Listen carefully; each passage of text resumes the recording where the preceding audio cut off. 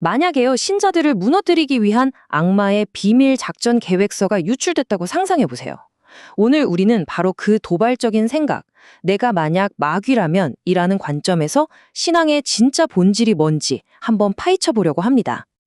바로 이 질문에서부터 모든 게 시작됩니다. 적의 시선으로 우리의 가장 큰 약점이 뭔지 들여다보는 거죠. 근데 이게 참 역설적인 게 그렇게 해야만 오히려 우리의 가장 큰 강점이 무엇인지 발견하게 되더라고요. 자, 그럼 이 비밀스러운 작전 계획서 첫 장을 한번 넘겨볼까요? 악마의 첫 번째 전략은요, 우리가 생각하는 것보다 훨씬 더 교묘하고 우리 일상 아주 깊숙한 곳을 파고드는 방식입니다. 모든 전략은 바로 이 두 갈래 길에서 시작돼요. 세상이 옳다고 말하는 성공의 길이 있고요. 신앙이 가라고 말하는 섬김의 길이 있죠. 악마의 계획은 바로 이 둘 사이에 아주 미세한 균열을 비집고 들어오는 겁니다. 자, 작전 계획서 제1항입니다. 신자들이 저 위를 향한 좁은 길이 아니라 넓고 편해 보이는 세속적인 성공의 길을 따르게 만들어라. 어때요? 아주 간단하죠? 근데 이게 가장 효과적인 전술이라는 겁니다. 이 작전을 제대로 이해하려면 역설이라는 개념을 꼭 알아야 해요. 여기 나온 것처럼 으뜸이 되려면 종이 되어야 한다는 말. 세상 관점에서는 이게 말이 안 되잖아요. 하지만 신앙의 핵심 진리는 바로 이런 역설 속에 숨어 있고 악마는 바로 이 포인트를 누구보다 잘 알고 있는 거죠. 이 두 그림의 차이 혹시 보이시나요? 왼쪽은 세상이 말하는 왕의 모습이고 오른쪽은 신앙이 말하는 왕의 모습이에요. 악마의 전략은 정말 교묘하게 우리가 오른쪽의 삶을 살고 싶다고 말은 하면서도 실제로는 왼쪽의 가치를 쫓아가도록 만드는 겁니다. 이 문장 하나가 사실 모든 걸 설명해 주는 것 같아요. 우리 안에는요, 하나님의 선한 성품을 담고 싶은 마음도 있지만, 동시에 그냥 그분의 강력한 힘, 그 능력만 갖고 싶은 마음도 있거든요. 악마는 바로 이 두 번째 욕망에 계속해서 불을 지피는 거죠. 그렇다면 이 악마의 최우선 공격 목표는 어디일까요? 전쟁의 기본 원칙이랑 똑같습니다. 가장 소중한 곳, 바로 심장부를 노리는 거죠. 네, 맞습니다. 바로 교회 그 자체예요. 아, 근데 여기서 말하는 교회는요, 벽돌로 지은 건물을 말하는 게 아니에요. 원래 의미 그대로 하나님에 의해서 세상으로부터 부름받은 사람들, 바로 그 공동체 자체를 말하는 겁니다. 근데 좀 궁금하지 않으세요? 왜 하나님은 이렇게 흠도 많고 문제도 많은 불완전한 공동체를 그토록 아끼고 소중히 여기실까요? 그 답이요, 한 소녀와 낡은 인형 이야기에 숨어 있습니다. 이 소녀에게는요, 반짝이는 새 인형들이 정말 많았어요. 그런데 이 소녀의 사랑을 독차지한 건 바로 이 낡고 볼품없는 인형 하나뿐이었습니다. 도대체 왜 그랬을까요? 그 인형은 돌아가신 어머니가 남겨주신 마지막 선물이었습니다.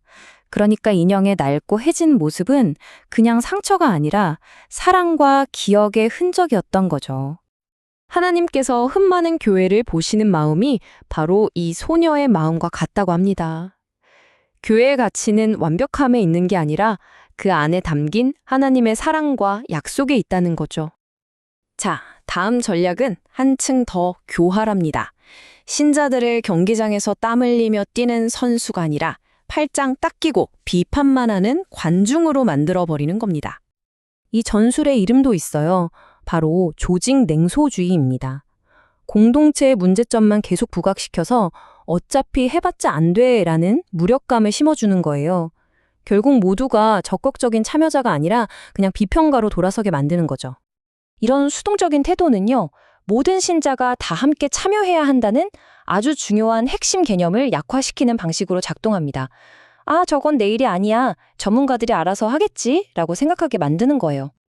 그럼 이런 수동적인 냉소주의에 대한 가장 강력한 해독제는 뭘까요? 바로 여기 거창고등학교의 직업선택 10계명에 그 힌트가 있습니다. 와, 왕관이 아니라 단두대가 있는 곳으로 가라니 세상의 논리와는 완전히 정반대죠? 이게 바로 가장 능동적인 신앙의 모습이라는 겁니다. 이제 마지막 그리고 가장 치명적인 전술입니다. 이 전략은요, 공동체의 가장 강력한 무기인 사랑을 오히려 역으로 이용해서 그 심장을 파괴하는 것을 목표로 합니다. 정말 교활하죠. 근데 참 이상한 점이 있어요. 왜 우리는 세상 그 어디보다 사람이 넘쳐야 할 공동체 안에서 가장 깊은 상처를 받게 되는 걸까요? 그 이유는 우리가 그냥 모임이 아니라 영적 가족이기 때문입니다. 한번 생각해 보세요. 우리는 길 가다 모르는 사람한테는 그렇게 크게 상처받지 않아요. 하지만 가장 사랑하는 가족이 던지는 말 한마디에는 마음이 무너지잖아요. 사랑에 대한 기대가 클수록 우리는 더 취약해지는 겁니다. 악마는 바로 이 지점을 정확히 공략하는 거죠. 자, 이 타임라인 한번 보시죠. 어떤 목사님의 좀 이상한 행동에 대한 이야기인데요.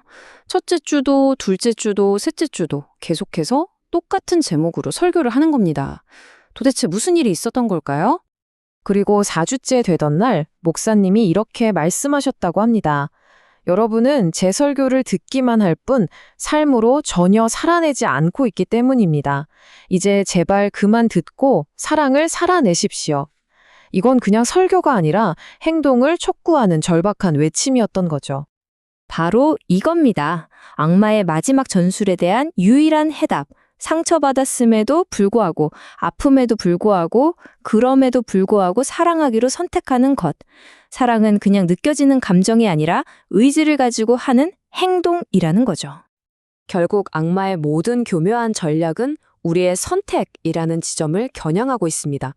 세상의 길을 선택할 것인가? 아니면 이 역설의 길을 선택할 것인가? 이 질문에 대한 답은 다른 누구도 아닌 오직 여러분 자신만이 내릴 수 있습니다. 여러분은 무엇을 선택하시겠습니까?